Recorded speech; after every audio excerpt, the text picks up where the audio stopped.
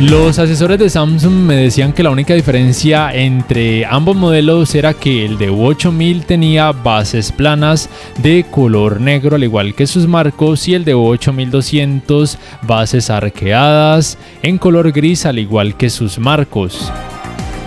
Pero en la práctica, en cuanto a calidad gráfica, sí percibí algunas diferencias. Una de ellas, muy notoria, tiene que ver con el nivel de detalles, por alguna razón siendo mejor en el de U8000, como te estoy mostrando en este momento. Las cantidades de brillo en ambos modelos son realmente muy similares, o de hecho casi iguales. Otra diferencia que percibí, además del nivel de detalles siendo mejor en el de U8000, tiene que ver con la temperatura de colores siendo un poco más cálida con los modos de imagen película y filmmaker en el de U8000, y siendo un poco más fría en los modos de imagen dinámico y estándar en el de U8200. En cuanto a la precisión de los colores, desde mi percepción personal, siento que ambos modelos se comportan muy bien.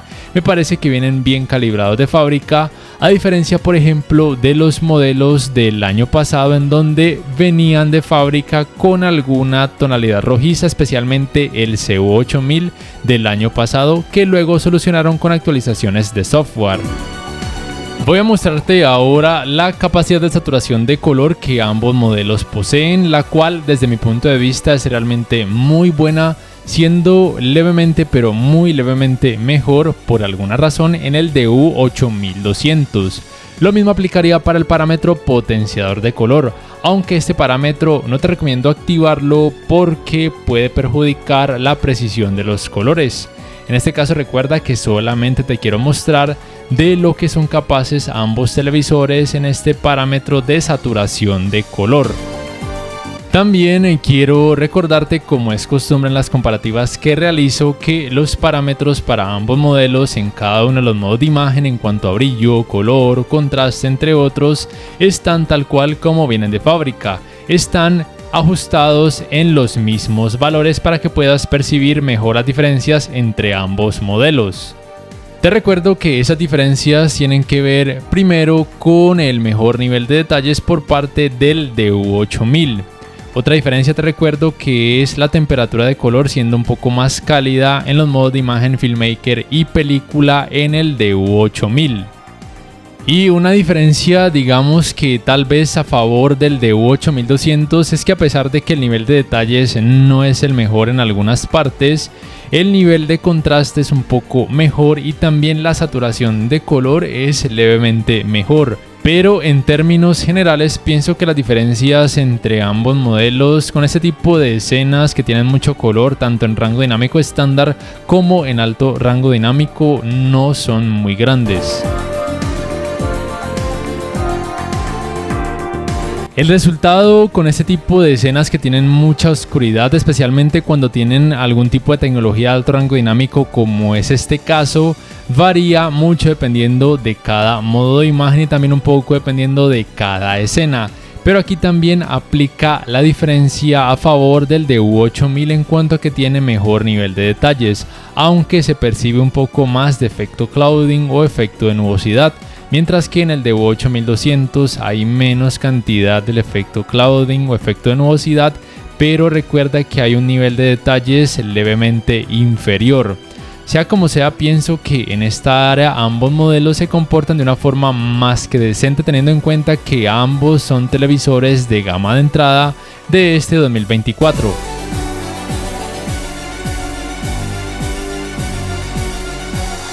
La uniformidad de colores grises en ambos modelos es realmente decente, con poco efecto de pantalla sucia. En este caso tengo ajustado el modo de imagen película y como ves la temperatura de color es un poco más cálida en el de U8000, teniendo en cuenta que en ambos casos está ajustado en cálido 2. Pero retomando el resultado en cuanto al efecto de pantalla sucia, lo bueno es que es realmente muy mínimo y casi imperceptible, por ejemplo cuando observas este tipo de contenido con mucho volumen de color en ambos modelos. Para estos resultados en cuanto a escalado de imagen utilizo el Filmmaker Mode con contenido en rango dinámico estándar. Tienen el mismo procesador, el resultado es igual. es bueno en general. Simplemente recuerda que ningún televisor te va a mostrar resultados en 4K cuando la resolución del contenido sea demasiado baja. Y aquí, como puedes percibir, la saturación de color en algunas escenas es un poco mejor en el DU8200. El manejo de reflejos de focos de luz de pantalla y de luz natural no es el mejor, y esto se debe al hecho de que ambos modelos tienen panel UVA y cantidades de brillo no muy altas. Los ángulos de visión tampoco son buenos en ninguno de estos dos televisores, lo cual también se debe al hecho de que tienen paneles UVA.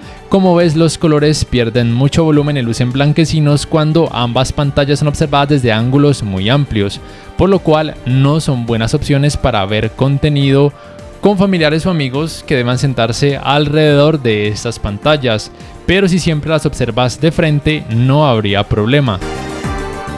El manejo del movimiento entre ambos modelos es más que decente, teniendo en cuenta que son televisores de gama baja o de gama de entrada. Pueden reducir por lo menos considerablemente el efecto conocido como vibración a Jutter. El resultado no es perfecto porque se pueden percibir leves artefactos, aunque desde mi punto de vista no son molestos. Normalmente este parámetro ajustes de claridad de imagen en automático sería la mejor opción para percibir una escena suave y fluida sin tanto efecto de vibración.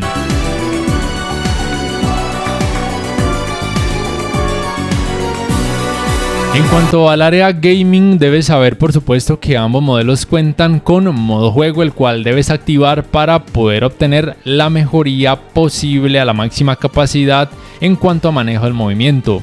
Y aunque no tienen Game Bar, por lo menos puedes modificar este aspecto de HDR juego en avanzado si quieres mayor cantidad de brillo, aunque normalmente me gusta dejarlo apagado porque siento que hay mejor equilibrio entre el contraste, la saturación de color, el brillo y el nivel de detalles en ambos televisores. Y también puedes optar por modificar cada uno de estos parámetros de brillo, contraste, color, potenciador de color, entre otros, a tu gusto. Y esto lo digo especialmente porque algunos usuarios se quejan de este color verde en el campo de juego que es muy saturado y a algunas personas no les gusta. Para solucionar esto, simplemente te vas acá donde dice espacio de color y lo colocas en automático. Así entonces los colores verdes y el resto de colores no lucirán tan saturados y digamos que lucen un poco más naturales. Aquí realmente es cuestión de gustos, pero yo voy a dejarlo de nuevo en nativo. Debes tener presente que ninguno de estos dos modelos es compatible con los 120 Hz ni en 4K ni en algún otro tipo de resolución, y tampoco son compatibles con tecnologías de frecuencias de actualización variables. El único puerto HDMI 2.1 sería aquel compatible con canal de retorno de audio mejorado o EARC, pero como tal no tienen algo más que me haga decir que tienen un puerto HDMI 2.1 a full capacidad. Los tiempos de input lag en ambos modelos son buenos tanto en la teoría como en la práctica, y muy probablemente cualquier persona podría quedar satisfecha en esta área con los dos televisores. El rendimiento con este tipo de videojuegos, que tienden a tener mucha oscuridad y ocasionalmente movimientos rápidos, en ambos modelos es bueno en general, pero no es perfecto, porque se puede percibir algo de efecto ghosting, aunque muy mínimo. Pero si eres demasiado exigente o si estás más entrenado o más acostumbrado a jugar en monitores gaming con tecnologías avanzadas o por ejemplo en televisores con tecnología OLED, cuando veas alguno de estos dos modelos LCD LED sí que percibirás más el efecto ghosting. En general, para esta área gaming te diría que ambos televisores se comportan de una forma más que decente, teniendo en cuenta, vuelvo y te repito por tercera vez, que son televisores de gama baja o de gama de entrada y que no le puedes exigir mucho en esta área. Son televisores recomendados si y solo si eres amante de la marca Samsung, si buscas un modelo de este año y por supuesto si tienes un bajo presupuesto. El calentamiento en pantalla de ambos modelos es relativamente bajo, excepto en la parte baja de las pantallas, porque ambos modelos cuentan con tecnología de retroiluminación LED Edge. Este calentamiento en estas partes es normal.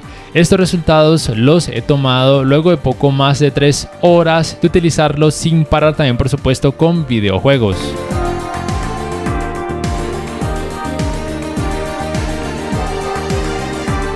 En cuanto al área Smart, no hay realmente mucho que decir, simplemente que ambos modelos son exactamente iguales, cuentan con el mismo control conocido como One Remote, el cual se puede cargar vía panel solar o vía puerto USB tipo C. El sistema operativo es el mismo en ambos modelos, es Tizen, propio de la marca Samsung, recuérdalo, no es Android. No se les pueden instalar archivos externos en formato APK. Magis TV, entre otras aplicaciones, no es posible instalarlas, por lo menos no hasta la fecha. Sí es posible instalarles aplicaciones externas en formato TPK a través de Tizen Studio, pero es un proceso que requiere de varios pasos y hasta ahora no hay muchos desarrolladores que estén trabajando de forma independiente en aplicaciones compatibles con este sistema operativo. Ninguno de estos modelos cuenta con la opción de búsqueda por medio de comandos de voz con la función manos libres. En ambos modelos la fluidez del sistema operativo es relativamente aceptable, no es lo más rápido del mercado, pero tampoco me parecen que sean estresantes cuando quieres adelantar, retroceder videos o abrir aplicaciones. En ambos modelos está por supuesto disponible la función conocida como Multiview, la cual para algunas personas puede ser realmente muy útil. El navegador de internet es el mismo en ambos modelos, es propio del sistema operativo Tizen, funciona muy bien en cuanto a la búsqueda por medio de comandos de voz utilizando un motor de búsqueda como por ejemplo Google. Pero cuando quieres reproducir contenido multimedia a través de algunas páginas web puede resultar muy tedioso porque aparece mucha publicidad prácticamente imposible de bloquear y algunas veces los reproductores simplemente no cargan o hay que intentar muchas veces. Y también debes saber que en cuanto a la función de imagen desactivada, que sirve para apagar la pantalla en algunos televisores para que el audio se continúe reproduciendo, por lo menos con esta aplicación YouTube, por alguna razón, ni en estos modelos ni en otros televisores Samsung del 2024 es posible, es decir, se apaga la pantalla pero el audio se pausa, lo cual no debería ser así porque en otros modelos Samsung de años pasados o de otras marcas el audio se continúa reproduciendo aunque la pantalla se apague.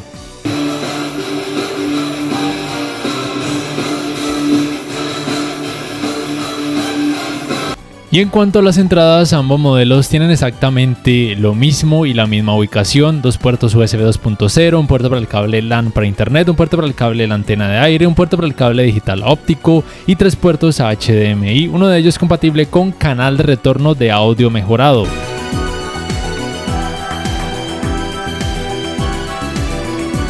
Para ir terminando, quiero primero hablarte del rendimiento del sistema de audio de ambos modelos, el cual es prácticamente igual. Debes saber que el rendimiento en cuanto a audio de los televisores Samsung con diseño ultra delgado, especialmente aquellos de gama baja, algunos de gama media y de hecho también algunos de gama alta, no es bueno en cuanto a bajos, potencia en general, ni mucho menos experiencia envolvente. El resultado es por lo menos nítido. Y para una habitación pequeña es por lo menos aceptable, pero para una habitación o una sala mediana o grande, sí te recomiendo sí o sí comprarles una barra de sonido, aunque sea de las más económicas. Al final, como es costumbre, te voy a dejar la comparativa de ambos sistemas de audio para que percibas cómo podrían resultar en la vida real. Y te recuerdo que como tal el resultado es el mismo en ambos modelos. Por último, quiero decirte cuál deberías comprar. Compra el que encuentres más económico y el que te guste más en cuanto a diseño. Las diferencias realmente son muy mínimas en cuanto a calidad gráfica y se pueden, digamos que, mejorar con algunas configuraciones si así lo requieres. Recuerda que siempre te muestro los resultados tal cual como vienen de fábrica en cada uno de los modos de imagen. Ambos televisores te convienen si solo si te gusta mucho la marca Samsung, si tienes un bajo presupuesto, si quieres algo de este año y si no eres amante a una alta cantidad de brillo. Así de simple. ¿Cuál modelo te ha gustado más o cuál comprarías y por qué? Y si este video te ha gustado, te invito a que por favor le des click al botón like, que te suscribas a mi canal si aún no lo haces, que si puedes adquieras una membresía del canal para que accedas a beneficios extra. Además, de esa forma me apoyarías, y que actives la campanita de notificaciones para que puedas saber al instante cada vez que subo un nuevo video. Hasta la próxima.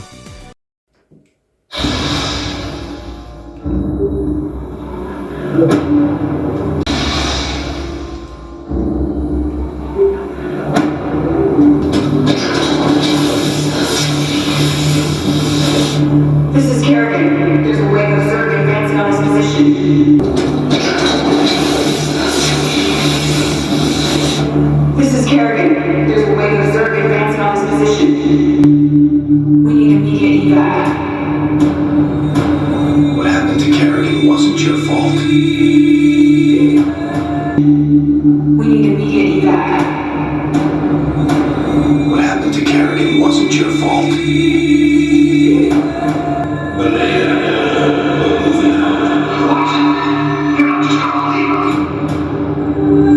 Vengeance doesn't factor into this.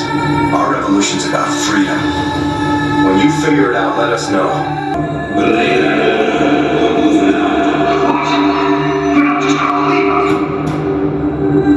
Vengeance doesn't factor into this. Our revolution's about freedom. When you figure it out, let us know. We're waiting on you.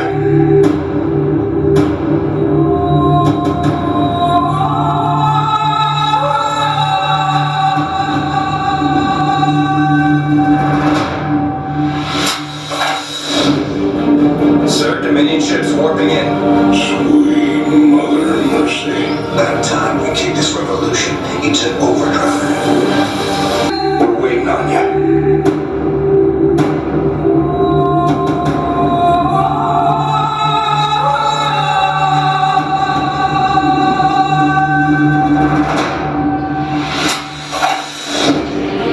Sir, Dominion ships warping in. Sweet Mother Mercy. About